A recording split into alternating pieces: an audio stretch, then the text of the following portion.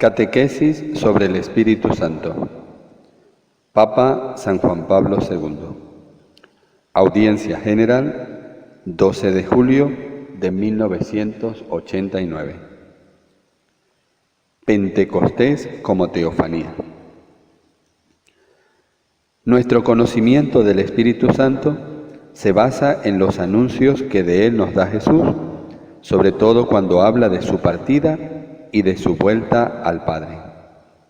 Si me voy, vendrá a ustedes el Paráclito. Juan 16:7. Esta partida pascual de Cristo, que se realiza mediante la cruz, la resurrección y la ascensión, halla su coronamiento en Pentecostés, es decir, en la venida del Espíritu Santo sobre los apóstoles que perseveraban en la oración en el cenáculo, en compañía de la Madre de Jesús.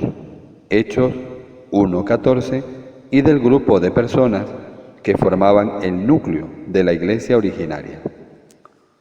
En aquel acontecimiento, el Espíritu Santo permanece el Dios misterioso, Isaías 45:15, y como tal permanecerá durante toda la historia de la iglesia y del mundo.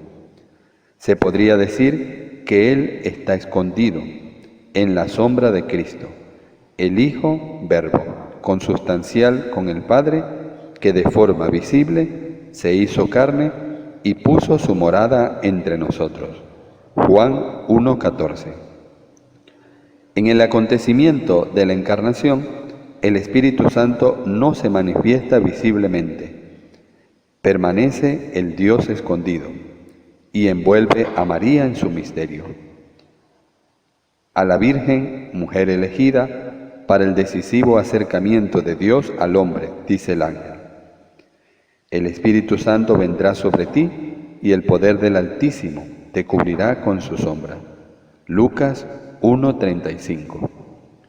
De la misma manera, en Pentecostés, el Espíritu extiende su sombra sobre la iglesia naciente a fin de que bajo su soplo reciba la fuerza para anunciar las maravillas de Dios. Hechos 2:11. Lo que había sucedido en el seno de María en la Encarnación encuentra ahora una nueva realización. El Espíritu obra como el Dios escondido, invisible en su persona.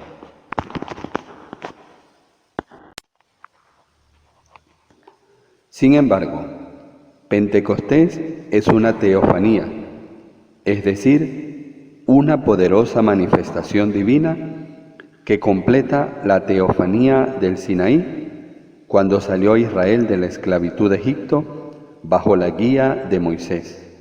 Según las tradiciones rabínicas, la teofanía del Sinaí tuvo lugar 50 días después de la Pascua del Éxodo, el día de Pentecostés. Todo el monte Sinaí humeaba, porque Yahvé había descendido sobre él en el fuego. Subía el humo como de un horno, y todo el monte retemblaba con violencia. Éxodo 19:18. Esa había sido una manifestación de la majestad de Dios, de la absoluta trascendencia de aquel que es. Éxodo 3:14. Ya a los pies del monte Oreb, Moisés había escuchado aquellas palabras que salían de la zarza que ardía y no se consumía. No te acerques aquí, quita las sandalias de tus pies, porque el lugar en que estás es tierra sagrada. Éxodo 3:5. Y a los pies del Sinaí, el Señor le ordena: baja y conjura al pueblo que no traspase los lindes para ver a Yahvé, porque morirían muchos de ellos. Éxodo 19:21. La teofanía de Pentecostés es el punto de llegada de la serie de manifestaciones con que Dios se ha dado a conocer progresivamente al hombre. Con ella alcanza su culmen aquella autorrevelación de Dios mediante la que Él ha querido infundir a su pueblo la fe en su majestad y trascendencia, y al mismo tiempo en su presencia inmanente de Emmanuel, Dios con nosotros. En Pentecostés se realiza una teofanía que con María toca directamente toda la Iglesia inicial, completándose así el largo progreso iniciado en la antigua alianza. Si analizamos los detalles del acontecimiento del cenáculo, como los presentan los Hechos de los Apóstoles 2:1-13, encontramos en ellos diversos elementos que nos recuerdan las teofanías precedentes, sobre todo la del Sinaí, que Lucas parece tener presente al describir la venida del Espíritu Santo. La teofanía del cenáculo, según la descripción de Lucas, se realiza mediante fenómenos semejantes a los del Sinaí. Al llegar el día de Pentecostés, estaban todos reunidos en un mismo lugar. De repente vino del cielo un ruido como el de una ráfaga de viento impetuoso, que llenó toda la casa en la que se encontraban. Se les aparecieron unas lenguas como de fuego, que se repartieron y se posaron sobre cada uno de ellos. Quedaron todos llenos del Espíritu Santo y se pusieron a hablar en otras lenguas según el Espíritu les concedía expresarse. Hechos 2:1-4. Se trata de tres elementos: el ruido del viento, las lenguas de fuego, el carisma del lenguaje, ricos por su valor simbólico que conviene tener presente. A la luz de estos elementos se comprende mejor qué pretende decir el autor de los Hechos cuando afirma que los presentes en el cenáculo quedaron todos llenos del Espíritu Santo.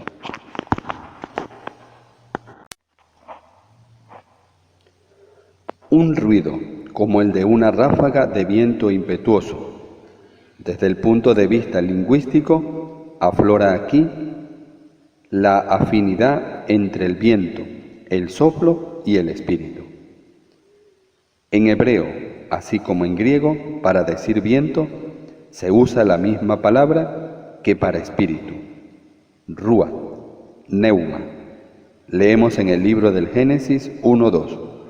Un viento de Dios aleteaba por encima de las aguas.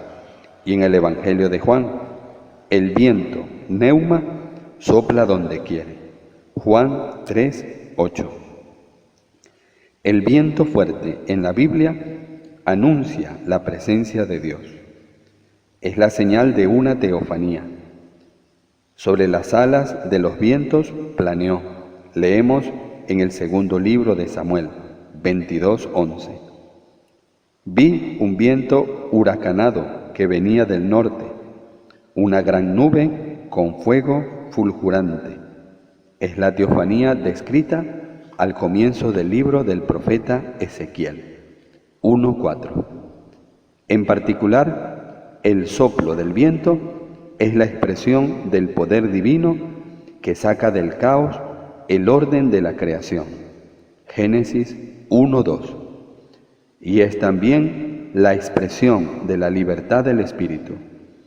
El viento sopla donde quiere y oyes su voz, pero no sabes de dónde viene ni a dónde va. Juan 3:8. Un ruido como el de una ráfaga de viento impetuoso. Es el primer elemento de la teofanía de Pentecostés, manifestación del poder divino operante en el Espíritu Santo. El segundo elemento es el fuego. Se les aparecieron unas lenguas como de fuego. Hechos 2:3. El fuego siempre está presente en las teofanías del Antiguo Testamento. Por ejemplo, con ocasión de la alianza establecida por Dios con Abraham, Génesis 15:17. También en la zarza que ardía sin consumirse cuando el Señor se manifestó a Moisés. Éxodo 3:2. e igualmente en la columna de fuego que guiaba por la noche a Israel a lo largo del camino en el desierto. Éxodo 13, 21, 22. El fuego está presente de manera especial en la teofanía del monte Sinaí, Éxodo 19, 18, y en las teofanías escatológicas descritas por los profetas, Isaías 4, 5, 64, 1, Daniel 7, 9. El fuego simboliza, por tanto, la presencia de Dios. La Sagrada Escritura afirma muchas veces que nuestro Dios es un fuego devorador. Hebreos 12, 29. Deuteronomio 4, 24, 9, 3. En los ritos de holocaustos, lo que más importa no era la destrucción del objeto ofrecido, sino más bien el suave perfume que simbolizaba el elevarse de la ofrenda hacia Dios, mientras el fuego, llamado también ministro de Dios, Salmo 103, 104, versículo 4, simboliza la purificación del hombre del pecado. Así como la plata es purificada y el oro es probado en el fuego. Zacarías 13, 8, 9. En la teofanía de Pentecostés está también el símbolo de las lenguas de fuego, que se posan sobre cada uno de los presentes en el cenáculo. Si el fuego simboliza la presencia de Dios, las lenguas de fuego que se dividen sobre las cabezas parecen indicar la venida del Dios Espíritu Santo sobre los presentes, su donarse a cada uno de ellos para su misión.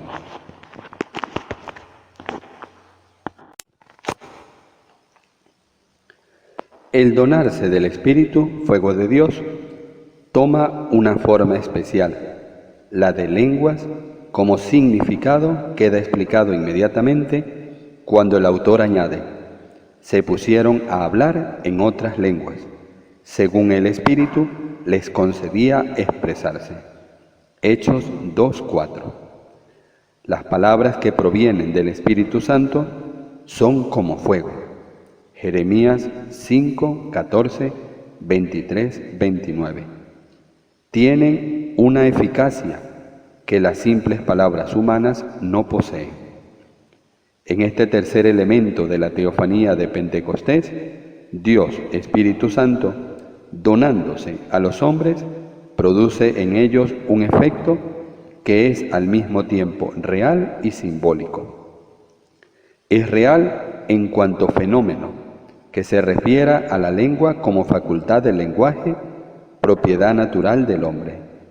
Pero también es simbólico, porque las personas que son de Galilea y por tanto capaces de servirse de la lengua o dialecto de su propia región, hablan en otras lenguas, de manera que en la muchedumbre reunida rápidamente en torno al cenáculo, cada uno oye la propia lengua, aunque se encontraban representados en ella diferentes pueblos. Hechos 2:6. Este simbolismo de la multiplicación de las lenguas está lleno de significado. Según la Biblia, la diversidad de las lenguas era señal de la multiplicidad de los pueblos y de las naciones. Más aún, de su dispersión tras la construcción de la Torre de Babel, Génesis 11, 5, 9, cuando la única lengua común y comprendida por todos se disgregó en muchas lenguas, recíprocamente incomprensibles. Ahora bien, al simbolismo de la Torre de Babel sucede el de las lenguas de Pentecostés, que indica lo contrario de aquella confusión de lenguas. Se podría decir que las muchas lenguas incomprensibles han perdido su carácter específico, o por lo menos han dejado de ser símbolo de división, cediendo el lugar a la nueva obra del Espíritu Santo, que mediante los apóstoles y la Iglesia lleva a la unidad espiritual, pueblos de orígenes, lenguas y culturas diversas para la perfecta comunión en Dios, anunciada e invocada por Jesús. Juan 17, 11, 21, 22. Concluyamos con las palabras del Concilio Vaticano II en la Constitución sobre la Divina Revelación. Cristo se manifestó a sí mismo y a su Padre con obras y palabras. Llevó a cabo su obra muriendo, resucitando y enviando al Espíritu Santo. Levantado de la tierra, atrae a todos hacia sí. Juan 12, 32. Pues es el único que posee palabras de vida eterna. Juan 6, 68. A otras edades no fue revelado este misterio, como lo ha revelado ahora el Espíritu Santo a los apóstoles y profetas. Efesios 3, 4, 6. Para que prediquen el Evangelio, susciten la fe en Jesús, Mesías y Señor, y congreguen a la Iglesia. Dei Verbum 17. Esta es la gran obra del Espíritu Santo y de la Iglesia en los corazones y en la historia.